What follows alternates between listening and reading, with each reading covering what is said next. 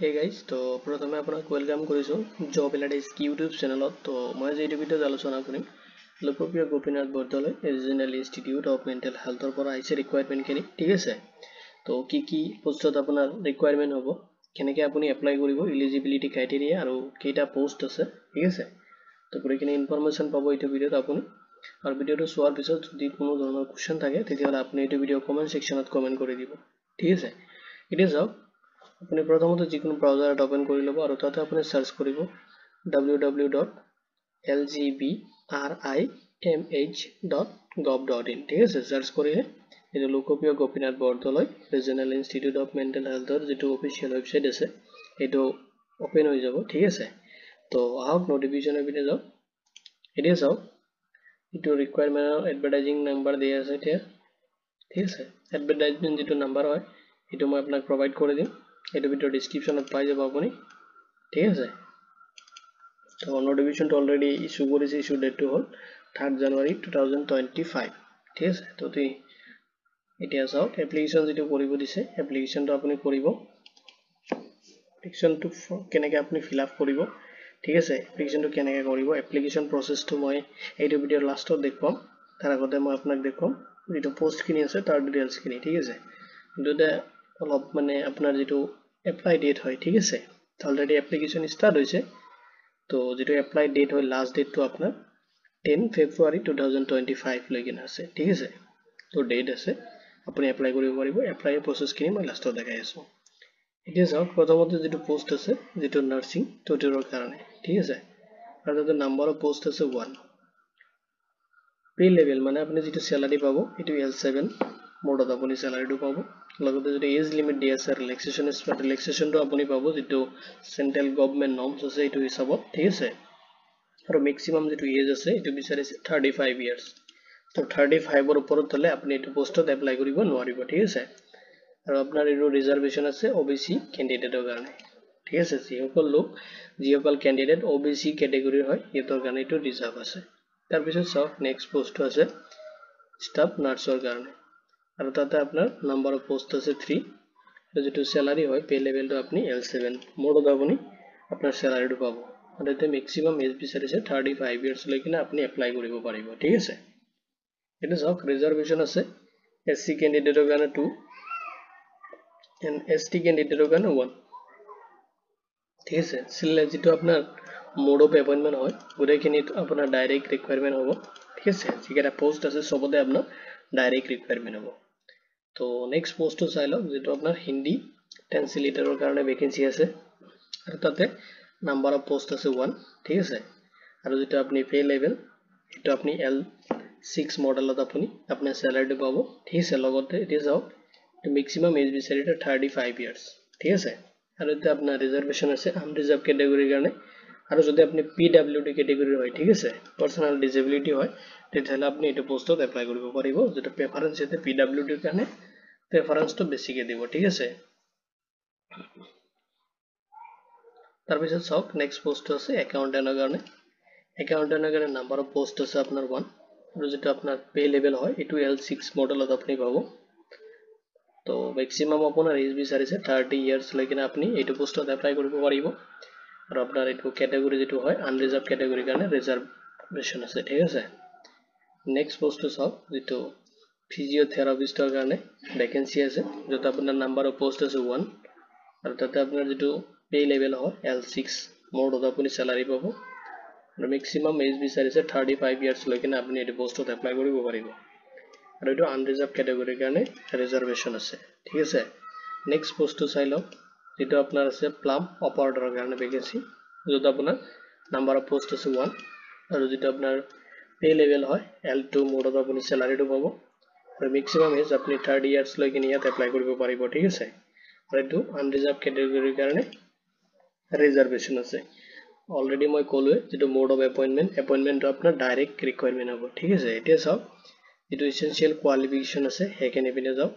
তো প্ৰথমতে আপোনাৰ যিটো এছেঞ্চিয়েল কোৱালিফিকেশ্যন হয় যিটো আপোনাৰ নাৰ্ছিং টিউটৰৰ কাৰণে,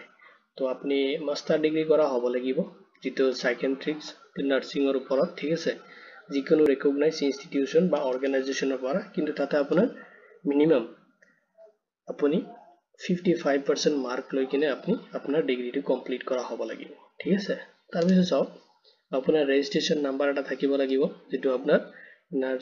নাৰ্সৰ কাৰণে যেটো মিডৱাইফ উইথ দ্য চেন্ট্ৰেল বা ষ্টেট যেটো নাৰ্সিং কাউন্সিল আছে তাতে আপনি ৰেজিষ্ট্ৰেচন কৰা হ'ব লাগিব ঠিক আছে আৰু যদি বিচাৰিছে আপুনি যদি কোনোবা ইনষ্টিটিউশন কোনোবা ৰিকগনাইজ যেটো টিচিং ইনষ্টিটিউশন বা হস্পিটালত তেনেকুৱা মেন্টাল হেলথ হস্পিটালত আপুনি যদি 2 ইয়াৰ্স MHC আপনি টিচিং বা ৰিসাৰ্চৰ ওপৰত আপোনাৰ এক্সপেৰিয়েন্স আছে ঠিক আছে তেতিয়ালে এতে প্ৰেফাৰেন্সটো বেছিকে দিব the experience বিচাৰিছে মিনিমাম 2 ইয়াৰ্স তাৰপিছত চাওক essential qualification for the staff নাৰ্সৰ কাৰণে নাৰ্সৰ যদি ষ্টাফ হ'ব ইয়াৰ কাৰণে কোৱালিফিকেশন বিচাৰিছে HSSLC ফাৰ্স্ট তাৰ মানে আপুনি যদি হায়াৰ সেকেন্ডাৰী কোৱালিফাইড কৰিছে HS ঠিক আছে লগতে আপোনাৰ থাকিব লাগিব ৰেজিষ্ট্ৰেচন যেটো আপোনাৰ নাৰ্সিং মগলো GNM বা BHC নাৰ্সিংৰ ওপৰত আপোনাৰ ৰেজিষ্ট্ৰেচন কৰা হ'ব লাগিব আৰু ৰেজিষ্ট্ৰেচন নাম্বাৰ যেটো হয় এটো আপোনাৰ থাকা হ'ব লাগিব ঠিক আছে লগতে আপোনাৰ নাম্বাৰ থাকিব লাগিব যেটো ৰেজিষ্ট্ৰেচন নাম্বাৰ হয় এটো আপোনাৰ INC নহলে ষ্টেট যেটো আপোনাৰ নাৰ্সিং কাউন্সিলৰ ওপৰত ঠিক আছে তাতে আপোনাৰ ৰেজিষ্ট্ৰেচন কৰা হ'ব লাগিব তেতিয়ালে আপুনি এটো পোষ্টৰ কাৰণে এলিজিবল হ'ব নেক্সট পোষ্টটো চাওক যেটো এসেনশিয়াল কোৱালিফিকেশন বিচাৰিছে ট্ৰান্সলেটৰৰ কাৰণে যেটো হিন্দী ট্ৰান্সলেটৰ কাৰণে যেটো ভ্যাকেন্সি আছে ঠিক আছে তাতে আপোনাৰ মাস্টাৰ ডিগ্ৰী কৰা হ'ব লাগিব আপুনি যিকোনো ৰিকগনাইজ ইনষ্টিটিউশন বা অৰ্গানাইজেচনৰ পৰা কিন্তু আপোনাৰ সাবজেক্টটো থাকিব লাগে হিন্দী নহলে ইংলিছত ঠিক আছে লৈ কিনে আপোনাৰ যেটো মাস্টাৰ ডিগ্ৰী হয় কোৰ্সটো আপুনি কমপ্লিট কৰা হ'ব লাগিব ঠিক আছে তেতিয়ালে আপুনি এটো পোষ্টৰ কাৰণে এলিজিবল হ'ব লগতে আপোনাৰ যেটো এতে বিচাৰিছে থকা আপোনাৰ যেটো হিন্দী ট্ৰান্সলেটৰৰ কাৰণে আপোনাৰ এক্সপেৰিয়েন্স থকা হ'ব লাগিব ঠিক আছে লগতে আপুনি ল্যাঙ্গুৱেজ জনা থাকিব হিন্দী ইংলিশ both ঠিক আছে তাৰ পিছত চাওক ইয়াতে বিচাৰিছে যদি আপোনাৰ ডিপ্লোমা কৰিছে কোনো হিন্দী ইংলিশৰ ওপৰত কোনো তেনেকুৱা ঠিক আছে নলেজ আছে কম্পিউটাৰ যিকোনো ইনষ্টিটিউশন বা অৰ্গানাইজেচনৰ পৰা এটো সাৰ্টিফিকেট আপুনি তাতে এটাষ্ট কৰাই দিব পাৰিব ঠিক আছে আৰু নলেজ থাকা হ'ব লাগিব লগতে আপুনি যেটো কোৰ্স কৰিছে তাতে মিনিমাম আপোনাৰ 55% মাৰ্ক থকা হ'ব লাগিব ঠিক আছে গ্ৰেজুৱেট যেটো আপুনি মাস্টাৰ যেটো আপুনি ট্ৰান্সলেটৰৰ কাৰণে যেটো ডিগ্ৰী হয় ঠিক আছে মাস্টাৰ ডিগ্ৰী কৰিছে হিন্দী বা আপুনি ইংলিশ মেজৰ লৈ কিনে যিকোনো সাবজেক্ট এটা ঠিক আছে তাতে আপোনাৰ মিনিমাম 55% মাৰ্ক লাগিব লগতে আপুনি যেটো ডিপ্লোমা কৰিছে তাতে আপোনাৰ 55% মাৰ্ক থাকিলেহে আপুনি এইটো পোষ্টত এপ্লাই কৰিব পাৰিব ঠিক আছে নেক্সট যেটো পোষ্ট আছে এটো চাই লওক যেটো আপোনাৰ একাউন্টেন্টৰ কাৰণে এসেনশিয়াল কোৱালিফিকেশন বিচাৰিছে আপুনি গ্ৰেজুৱেচন কৰা হ'ব লাগিব কমাৰ্চ ষ্ট্ৰীমৰ পৰা এটা আৰ্টছ এণ্ড সায়েন্সৰ পৰা আপুনি এপ্লাই কৰিব নোৱাৰিব তাতে কমাৰ্চ মেনশন কৰি দিছে কিন্তু তাতে আপোনাৰ থাকিব লাগিব প্ৰিভিয়াস 2 ইয়াৰ্স মিনিমাম এক্সপেৰিয়েন্স থাকিব লাগিব যিকোনো ইনষ্টিটিউশন বা অৰ্গানাইজেচনত আপুনি কাম কৰা হ'ব লাগিব এজ একাউন্টেন্ট ঠিক আছে মিনিমাম 2 ইয়াৰ্সৰ কাৰণে তেতিয়ালে আপুনি এটো পোষ্টৰ কাৰণে এলিজিবল হ'ব নেক্সট চাও যেটো আপোনাৰ ফিজিওথেৰাপিস্টৰ কাৰণে এসেনশিয়াল যেটো কোৱালিফিকেশন বিচাৰিছে আপুনি ব্যাচেলাৰ্স ডিগ্ৰী কমপ্লিট কৰা হ'ব লাগিব যেটো ফিজিওথেৰাপিস্টৰ ওপৰত ঠিক আছে আৰু এনি যিকোনো ৰিকগনাইজ ইনষ্টিটিউশন বা অৰ্গানাইজেচনৰ পৰা বা ফিজিওথেৰাপিস্টৰ পৰা আপুনি থেৰাপিস্টৰ ওপৰত যিকোনো কোৰ্স কৰিছে আপুনি ঠিক আছে তেতিয়ালে আপুনি এইটো পোষ্টৰ কাৰণে এলিজিবল হ'ব লগতে বিচাৰিছে আপোনাৰ মিনিমাম 2 ইয়াৰ্স ক্লিনিক্যাল এক্সপেৰিয়েন্স থকা হ'ব লাগিব যেটো আপোনাৰ নাৰ্কোলজিক আৰু যেটো ফিজিও যেটো আপোনাৰ সাইকিয়াট্ৰিকৰ ওপৰত ঠিক আছে পেশেন্টৰ ওপৰত যেটো কৰে তাৰ ওপৰত আপোনাৰ মিনিমাম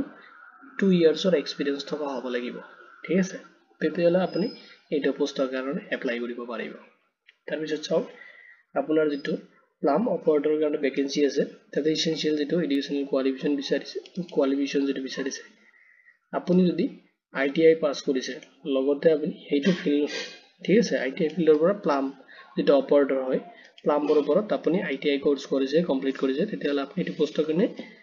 এলিজিবল হ'ব লগতে এতে বিচাৰিছে মিনিমাম 1 ইয়াৰ এক্সপেৰিয়েন্স যদি এইটো ফিল্ডত আপোনাৰ মিনিমাম 1 ইয়াৰ এক্সপেৰিয়েন্স থাকে তেতিয়ালে প্ৰেফাৰেন্সটো বেছি দিব ঠিক আছে তো এক্সপেৰিয়েন্স থাকিলে এতে প্ৰেফাৰেন্সটো দিব আৰু ৰিকোয়াৰমেন্ট আপুনি গমে পাইছে ডাইৰেক্ট আপোনাৰ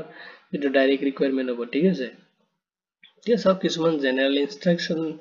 জেনাৰেল মানে কন্ডিশনস ইয়াতে ৰাখিছে যেনেকৈ ধৰক আপুনি যেটো ক্যান্ডিডেটস হয় ঠিক আছে আপুনি ফৰ্মটো যে ফিল আপ কৰিব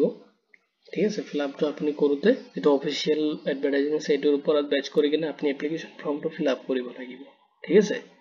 তো যদি আপুনি এপ্লিকেশন ফৰ্মটো ফিলআপ কৰোতে অফিচিয়েল এডভাৰটাইজিংটো আপুনি চোৱা নাই এপ্লাই কৰি দিছে তেতিয়াহলে আপোনাৰ এপ্লিকেশনটো মানে নকৰিব মানে কিহৰ কাৰণে যদি এডুকেশনাল কোৱালিফিকেশন আছে যদি মেচ কৰা নাই তো এপ্লিকেশন কৰিব এটা মানা কৰিছে ঠিক আছে তো যদি মেচ কৰা নাই তো আপুনি কি এপ্লাই কৰিব এটো হয় বাৰু একো নাই দিয়ক এটা এনে দিছে বাৰু আপনাৰ এডুকেশনাল মেচ কৰিলেহে আপুনি এপ্লাই কৰিব দিয়ক বাৰু নেক্সটটো চাই লও তো আপুনি যদি স্টেট বা সেন্ট্ৰাল গভৰ্নমেন্টত যদি আপুনি কোনো ধৰণৰ কাম কৰি আছে ঠিক আছে তেতিয়াহলে আপুনি তাৰ পৰা এনওসি আপোনাৰ লাগিব যেটো শৰ্ট ফৰ্মত এনওসি বুলি কয় আৰু যেটো নন অবজেকশন সাৰ্টিফিকেট ঠিক আছে নন অবজেকশন সাৰ্টিফিকেটটো আপুনি তাৰ পৰা ল'ব লাগিব তাৰপিছত সব যেটো এজ ৰিলেক্সেশন হয় এটো আপুনি পাব is the norms of the central government যেটো নর্মস হয় সেইটো হিচাপত আপুনি পাই যাব ঠিক আছে এজ ৰিলেক্সেশনটো তাৰপিছত সব যেটো এপয়েন্টমেন্ট হয় এটো আপোনাৰ ডাইৰেক্ট ৰিকোয়াৰমেন্ট হ'ব ঠিক আছে আৰু এটা আপোনাৰ 2 ইয়াৰ্সৰ কাৰণে আপোনাৰ এপয়েন্টমেন্ট হ'ব তাৰপিছত নেক্সট সব আপুনি যদি ইনকমপ্লিট তেতিয়া সব যদি আপুনি যদি এপ্লিকেশন ফর্ম হয় ইনকমপ্লিট কৰিছে এপ্লিকেশন ফৰ্মটো কমপ্লিটলি ফিল আপ কৰা নাই বা ধৰক আপোনাৰ যদি এপ্লিকেশন লাষ্ট ডেট হয় 10 ফেব্ৰুৱাৰী 2025 ঠিক আছে আপনি ডিলে কৰিলে পোস্ট কৰোতে বস্তুখিনি তো তাতে আপোনাৰ এপ্লিকেশনটো ৰিজেক্ট হৈ যাব ঠিক আছে তো যেদিকে এপ্লিকেশনটো আপনি অনলাইনত এপ্লিকেশন কৰিব নোৱাৰিব ঠিক আছে অফলাইনত কৰিব লাগিব মই এপ্লিকেশন ফৰ্মটো আপোনাক দিম যেটো আপুনি স্পিড পোস্ট কৰি দিব পাৰিব এইটো এড্ৰেছটো মই দি দিম বাৰু ঠিক আছে একো প্ৰবলেম নাই এতিয়া চাওক এপ্লিকেশন আপুনি 100 এটা বেংক ড্ৰাফট আপুনি কাটিব লাগিব বেংকত যাই কিনে 100 रुपीसৰ এটা আপুনি বেংক ড্ৰাফট কাটি লব আৰু তাৰ পিছত আপুনি এটো বেংক ড্ৰাফট লৈ কিনে আপোনাৰ যদি এডুকেশনাল কোৱালিফিকেশন আছে ঠিক আছে এক্সপেৰিয়েন্স সাৰ্টিফিকেট গুটেখিনি লব আৰু এপ্লিকেশন ফৰ্মটো মই দেখাই আছো এটো এপ্লিকেশন ফৰ্ম হয় ঠিক আছে তো এপ্লিকেশন ফৰ্মটো আপুনি পাই যাব এটো ভিডিঅ ডেসক্ৰিপচনত মই লিংক দি দিছো তাতে ক্লিক কৰি কিনে আপুনি আমাৰ যেটো জব এলাৰ্ট স্কিল পোৰ্টেল যেটো আছে তাতে যাই কিনে স্ক্ৰল কৰি যাব তলত আপুনি মানে এপ্লিকেশন ফৰ্মটো ডাউনলোড অপচন দি আছে তাৰ পৰা আপুনি অফিচিয়েল নোটিফিকেশন ডাউনলোড কৰিব পাৰিব এপ্লিকেশন ফৰ্মটো ডাউনলোড কৰিব আৰু যদি আপুনি অফিচিয়েল যেটো ওয়েবসাইট হয় তাতে ভিজিট কৰিব পাৰিব প্ৰবলেম নাই এটা চাওক 100 रुपीसৰ আপুনি যদি মানে বেংক ড্ৰাফটটো লৈ লব কাটি কিনে আনি তো আপুনি দিব লাগিব যেটো Lokopriya Gopinath Bordoloi regional institution to mental health ঠিক আছে তেজপুৰৰ লোকেশনত ঠিক আছে এইটো লোকেশনত আপুনি দিব লাগিব আৰু তেজপুৰৰ যেটো পিন কোড হয় এটো দিয়া আছে আপোনাৰ 784001 ঠিক আছে এই পিন কোডটো আপুনি প্ৰভাইড কৰিব লাগিব এটো এড্ৰেছ মই এটো ওয়েবসাইটত দি দিম কেনেকৈ আপুনি এপ্লাই কৰিব তাতে দিয়া আছে ঠিক আছে এটো হিচাপত আপুনি এপ্লাই কৰিব আৰু এপ্লিকেশন ফৰ্মটো আপুনি ডাউনলোড কৰি ল'ব পাৰে যেটো আপোনাৰ অফিচিয়েল ওয়েবসাইট আছে লোকপ্ৰিয় গোপীনাথ বৰদলৈৰ হস্পিটালত ঠিক আছে তাৰ পৰা আপুনি ডাউনলোড কৰি ল'ব পাৰিব তাতে দিয়া আছে তো ইনস্ট্ৰাকশন খিনি অলপ চাই লব এইখিনি বাকি একো নাই যদি আপুনি আপোনাৰ কোৱালিফিকেশনটো মেচ কৰিছে ঠিক আছে তেতিয়াহলে আপুনি এইটো এপ্লিকেশন ফিলআপ কৰিব properly fill up কৰি কিনে আপোনাৰ যিখিনি এডুকেশনাল কোৱালিফিকেশন আছে এতিয়া চাওক যেটো ফৰ্ম হয় এটো ফৰ্ম আপুনি ফিল আপ কৰিব যেটো পোষ্টৰ কাৰণে আপুনি এপ্লাই কৰিছে প্ৰথমতে এটো পোষ্ট আপুনি এটো দিব এটা চাওক পোষ্ট এপ্লাই ফৰ কোনটো পোষ্টত এপ্লাই কৰি আছে এটো বক্সত আপুনি দিও এপ্লিকেশন ফৰ্মটো আপুনি ফিল আপ কৰিব আৰু যদি ফিল আপ কৰোতে কিবা প্ৰবলেম হৈছে আপুনি এটো ভিডিও কমেন্ট সেকশনত কমেন্ট কৰি দিব ঠিক আছে তো এটো ভিডিও ইমানতে তো ভিডিওটো চোৱাৰ বাবে ধন্যবাদ দি কিনে আজিৰ ভিডিওটো ইমানতে সামৰিছো